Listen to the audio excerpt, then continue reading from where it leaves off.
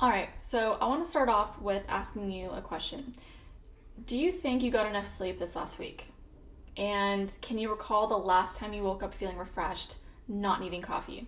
So if you answered no, you are not alone. And I think, the number one secret to getting ahead in business isn't hiring the best business mentor or reading the best books, because those things, yes, they will help tremendously, but who isn't doing that? It's pretty much the gold standard when it comes to running a business. You have to read books, you have to always educate yourself, you have to, hire mentors if you want to get to the next level. But what most forget is that all of that is irrelevant, absolutely irrelevant, if you have brain fog, if you have slow judgment, because lack of sleep. Sleep is everything. Go a couple nights without rest and tell me how you feel. You're probably gonna feel like shit.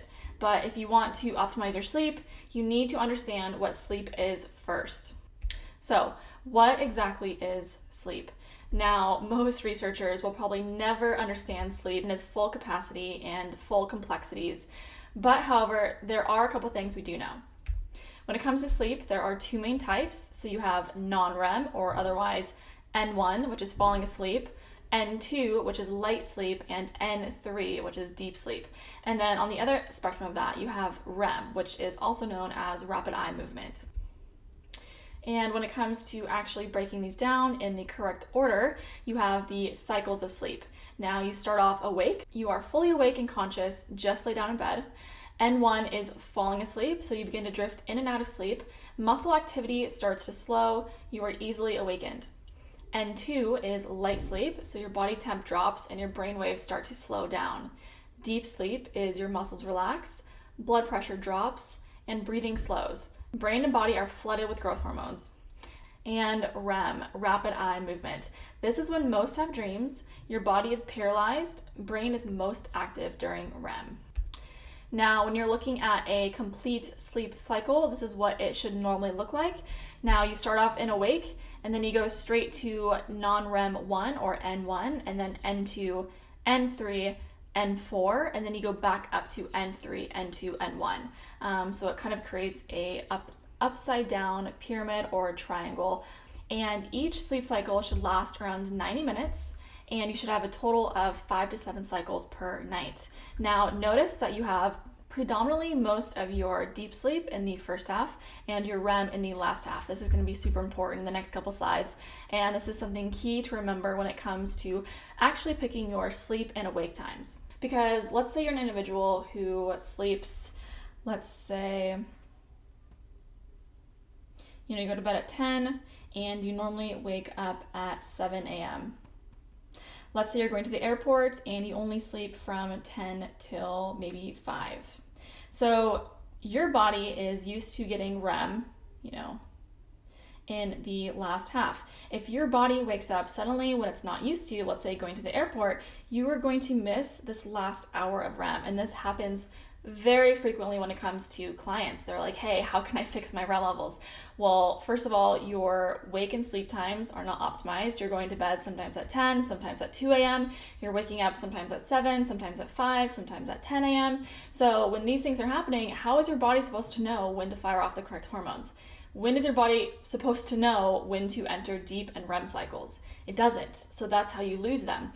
So a lot of the times, if you see REM and you only have, 30 minutes or an hour, it's probably because you are missing out on that last sleep cycle. And what you need to do to correct this is get a very solid, consistent sleep and wake time and stick to that as often as possible. Now we understand, instances like going to the airport, that is very realistic. That's going to happen every now and then. But when it comes to your daily routine, you should be trying to hit very consistent schedules. So this is avoided 99% of the time. And we're going to come back to this slide later on in this module, so keep these in mind because they're going to come in handy. Even Shakespeare knew the importance of sleep. The chief nourisher in life's feast, which he quoted was sleep in one of his plays. So even Shakespeare knows how just important sleep actually is. And some benefits of sleep, how you actually supercharge your mind is the first step is you are more accurate. And when you're more accurate, you are extremely more efficient at work. When you are sleep deprived, you'll have twice as more trouble refocusing on a task on hand after being disrupted compared to someone who is well rested. You will also make better decisions, and when you make sleep a priority, it boosts your split-second decision by more than 4%. Now, that 4% doesn't seem to be a lot until you're trying to optimize like the 1%. Then that 4% is literally everything. That 4% could cost you thousands in business expenses if you make the wrong choice. Or conversely, if you make the right choice, that could save you thousands, that could make you hundreds of thousands of dollars. It just all really depends. And when you are twice as focused, you can't always get rid of distractions. But if you increase your focus, it makes those distractions irrelevant and less drastic because you're easier to get back into your workflow, which is everything. That's what determines you from being good to great. Because if you're good, yeah, you can minimize distractions, you can optimize your routines, but if you can do that on top of being more resilient and more focused, that's what skyrockets you into being great. And when you're more accurate, that also compounds you into having computer-like processing. And how this works is your brain is hard at work, during the day, when you're having thoughts, when you're talking to people, when you are problem solving, but it's even harder working at night. So have you ever heard the term, I'll sleep on it? Not only does logging enough shut-eye help your brain focus and solve problems while you're awake, believe it or not, your brain can actually process complex information when you're sleeping.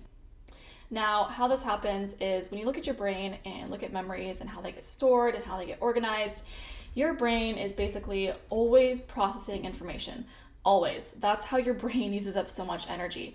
If you look at your total body mass and the energy expenditure of your brain is only about 5% of your total body weight, but it uses about 20% of your overall calories or your overall energy. That's massive, and it's because your brain is always processing information. When you're sleeping, when you're awake, always.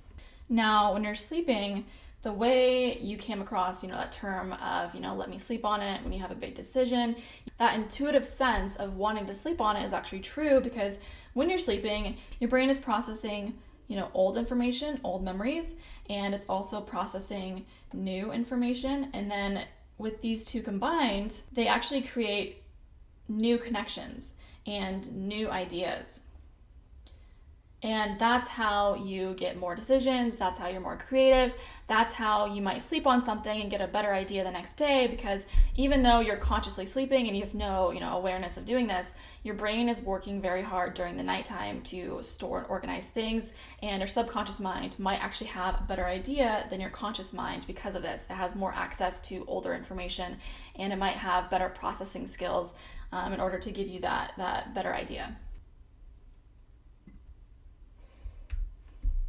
And you also cement memories. Now we're going to get into this a lot more in the next couple slides, but your brain decides what to keep and what to throw away. So imagine if every single time you did or experienced something new throughout the day, you had to stop what you were doing to file that experience away in your short or long-term memory file so you could recall it later when you needed it.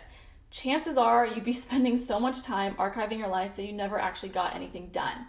And if you skip REM, your ability to process new information plummets by as much as 40%. Now, the reason why, if you skip REM, your ability to process new information plummets by as much as 40% is because you're not actually giving your brain enough time to deload and reload. And what I mean by that is sleep deprivation wears out your hippocampus, the part of your brain that's responsible for processing memories or short-term memories or factual information, such as, learning someone's name, a phone number, where you parked your car, things that you have to remember throughout your day in the short-term memory. Now, when you skip REM, that is when most of your hippocampus is organizing things and processing things, and we're going to get a lot more into this in the next couple slides, but it's really important to keep this in mind. And your creativity skyrockets. Your brain is also prioritizing. So on the days you're running short on sleep, your thoughts probably go on a loop that sounds something like this. I'm so exhausted. I can't do this right now. I just want to go home and do nothing. And I'm sure all of us have those days more often than we want. A study published in the Proceedings of the National Academy of Sciences of the United States of America found that after a night of restful sleep, study participants were 33% more successful at completing tasks that required them to make unusual or creative connections in their brain compared to people who hadn't slept. 33% more successful.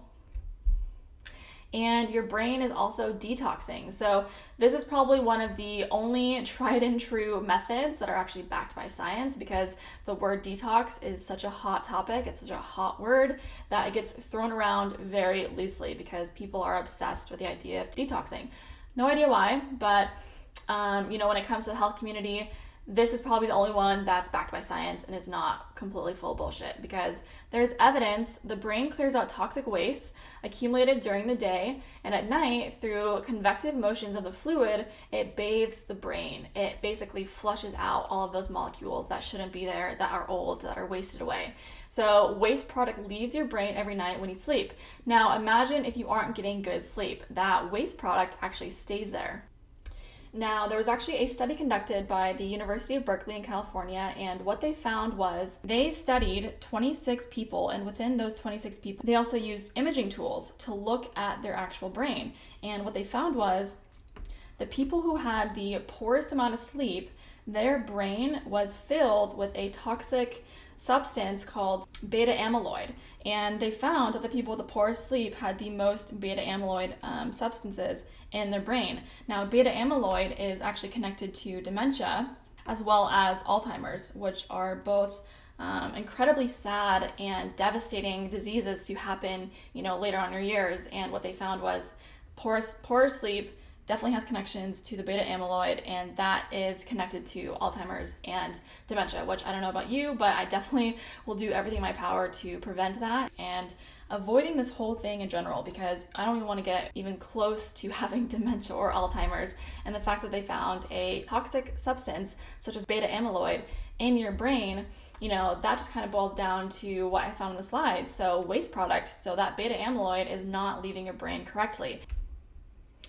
Now, what I want to go over is the night before. So the importance of your brain and how it stores memory the night before a big event, or the night before a big business meeting or a negotiation, anything at all. And what is basically happening is, memory is a huge function of this. So sleep before learning or before work refreshes our ability to make and store new memories through your hippocampus and electrical activities called spindles. This makes room for the new information that is coming your way. So when it comes to sleep, basically what's happening is during the day, you are taking memories and you're storing them in your hippocampus. Think of this as like a USB drive or a memory stick. It has limited capacity and it only holds so much. Now, that's fine for day-to-day use, but if you're not getting proper sleep, you can't actually empty that memory stick and, store all of those memories long-term in your neocortex, which is the region of the brain that's kind of on the top in the middle. It's a big section of your brain. However, if you're not getting good sleep, the memories can't leave this USB stick and go to the actual hard drive, theoretically. And this can lead to issues because that doesn't make room for new memories. And there's actually another study conducted on a group of people where what they found was they took two group of people, and so here's group 1, group 2. So both of these groups in the beginning of the day had to go through, learning, memory, quizzes. They were basically just using up, brain power, memory power. And one group got to take a 90-minute siesta, and the other group couldn't take a nap. They had no nap. And at the end of the day, what they did was they tested their memory again to see, how well they perform. The group of people that had the, 90-minute siesta in between then had a 20% increase in advantage in memory. They were 20% better at, memory functions, quizzes, whatever little studies they had them do, they were 20% better. And the ones that had no nap actually decreased a bit in their learning capabilities just from a 90-minute siesta, or a 90-minute nap for those who don't know what siesta is. And what they found is when they looked at the imaging and the graphs of both these group of people when they were watching their, brain activity, is what they found is on these graphs, they had a thing called spindles. Now, when you're looking at the graph of brain waves, basically they look something like this, and spindles are these little parts right here of bursts of activity. So you might have these, longer spikes, but spindles are the more activated, condensed kind of bursts. And what they found is people who had, better memory, better learning functions actually had higher spindles on their graphs. And the people who had the 90-minute siesta had more of these spindles on their individual graphs. And what these spindles are basically doing is imagine these, Now imagine these, spindles that are on this graph. So imagine these spindles as being a carrier or a transportation for the information from the hippocampus. So they found these spindles were actually carrying the information to the neocortex. And this little information thing right here, that's how they're basically, these people who are 20% better at storing memories and learning was because they had more spindles on their graph, and the more spindles you have basically means that you are taking more information from the hippocampus, which is your short-term memory storage, your USB drive, and you are bringing it to your neocortex, which is the long-term hard drive. And that's how they had more room in their hippocampus to absorb more information, and that's how they were 20% better. Now, going back to one of our previous slides, if you go up here to a full sleep cycle graph, what they found is these spindles, the bursts of activity on these brain graphs that showed, better memory and learning functions were actually nestled in or sandwiched in between the REM cycles. And so most of these spindles are happening in the last half of your sleep cycle. So if you're sleeping, 6 hours or less, you are missing out on these hugely beneficial sleep spindles, which are very, very rich in the last half of your sleep.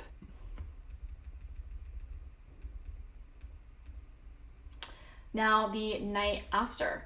So more on memory is now that you have slept and made room for these new memories because the information was being transferred from your hippocampus or the USB drive to your hard drive, which is the neocortex.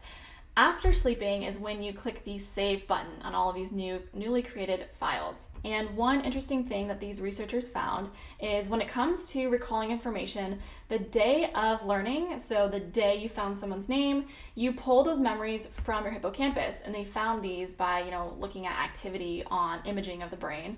And if you recall those same memories the day after you sleep, those same memories are extracted from your neocortex, which is the region that sits on top of your brain. And they saw this through imaging. Another interesting thing is that it's been proven that even a short nap, as much as 20 minutes, can offer a memory consolidation advantage. So even a 20-minute nap could give you all of the difference. So in summary, deep sleep happens primarily in the first half. REM happens in the last half. When you prioritize sleep, you can make a split-second decision 4% faster and more accurate. When you are trying to optimize like the 1%, that 4% makes a huge impact. And when you skip REM, your ability to process new information plummets by 40%. Now, short-term memory is stored in the hippocampus. Long-term memory is stored in the neocortex. You can boost this by proper sleep and naps, even as short as 20 minutes. We prefer naps around 30 minutes or 90 minutes. Now we're gonna have a module all about proper napping so you can get the best out of your buck and not feel groggy after a nap, but actually feel refreshed. So more on that later. But another thing to keep in mind is that these spindles that promote learning and memory function happen during REM. So they are very rich in the last half of your sleep cycles. So make sure, guys, you're not skipping your REM. Make sure you have consistent sleep and wake times, because if you don't, your body has no idea what time it is, and it won't know when to start REM, when to end REM, and your brain is just gonna go with the flow, basically. So hope you guys enjoyed this module. That's basically everything, and I'll see you guys in the next one.